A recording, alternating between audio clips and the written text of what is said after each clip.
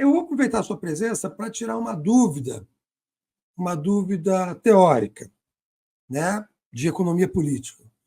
Assim, você acredita que a teoria da dependência, ou se quiser chamar melhor, a teoria marxista da dependência, nos moldes que foi escrito pelo Rui Mauro Marini, ela ainda é um método de crítica assim, aplicável para se entender o que se passa no Brasil e na América Latina? Eu digo assim, esse método, esse modelo de se analisar a economia pela relação entre os países centrais do capitalismo e nós aqui da periferia do capitalismo, é possível ainda, pela ótica marxista, se entender, se compreender o mundo e explicar a economia política? Sem dúvida alguma, não há outra forma. Vamos pegar as escolas de pensamento. O que a Comissão Econômica para a América Latina, a CEPAL, o estruturalismo cepalino de inspiração keynesiana, é capaz de explicar esse quadro terrível do subdesenvolvimento latino-americano? Não há explicação possível. Pode recorrer à CEPAL. Recorra ao Banco Mundial e ao Fundo Monetário. A catástrofe é ainda maior. Não há uma explicação para as questões emergenciais, as questões estruturais, não há uma explicação ali. Se você buscar os neoclássicos, quer dizer, a direita liberal, essa é menos ainda, ela produz ideologia. Aqui no Brasil, ocorre que o que nós chamamos de esquerda liberal, Leandro, ela é uma esquerda de inspiração keynesiana.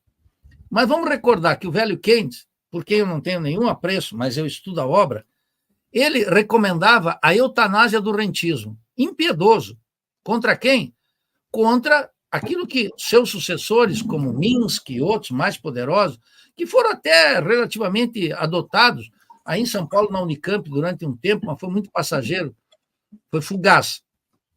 Ele recomendava bater duro no rentismo.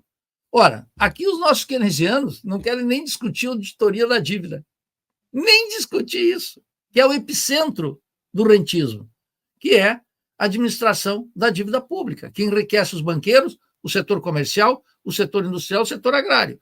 Vou dar uma explicação aqui.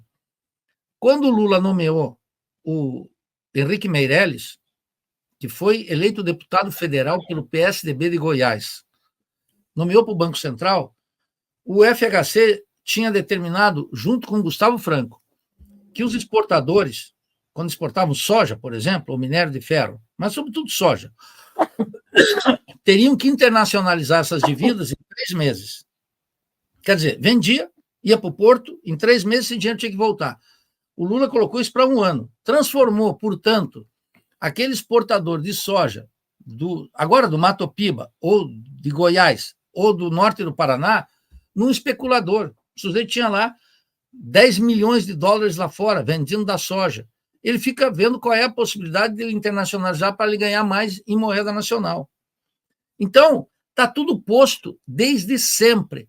Quem é que explica isso? Isso explica 3 ou 4 questões centrais da teoria marxista da dependência. Primeiro, tem uma relação entre países periféricos e centrais, que no caso da América Latina está ficando cada vez mais um abismo.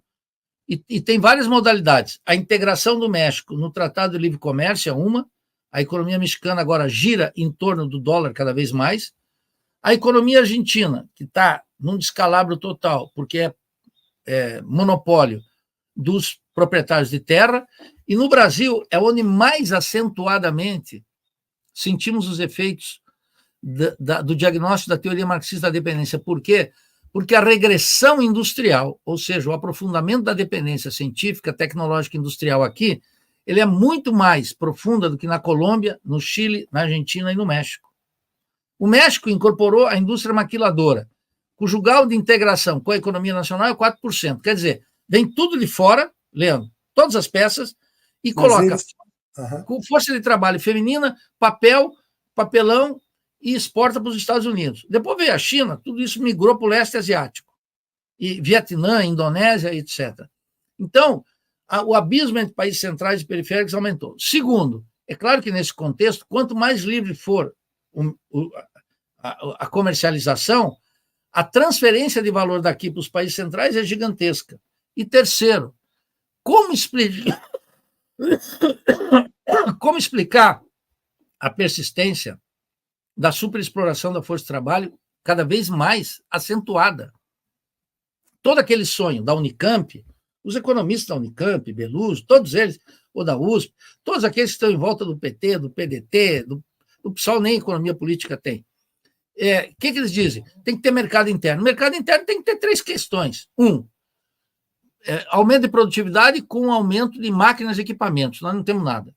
2, uma reforma agrária que podia produzir alimentos mais baratos. 3º, aumento dos salários, não acima da produtividade, mas incorporação da produtividade no salário. Nós não temos nenhum, não tem mercado de trabalho. A política social do governo, cuja expressão maior é o Bolsa Família, que eu sempre chamei de uma digestão moral da pobreza, um programa de inspiração católico, portanto funcional à Igreja Católica, eu sempre disse que aquilo era um absurdo. Michel Temer, aquele liberal e corrupto, manteve, e Bolsonaro, Leandro, manteve também.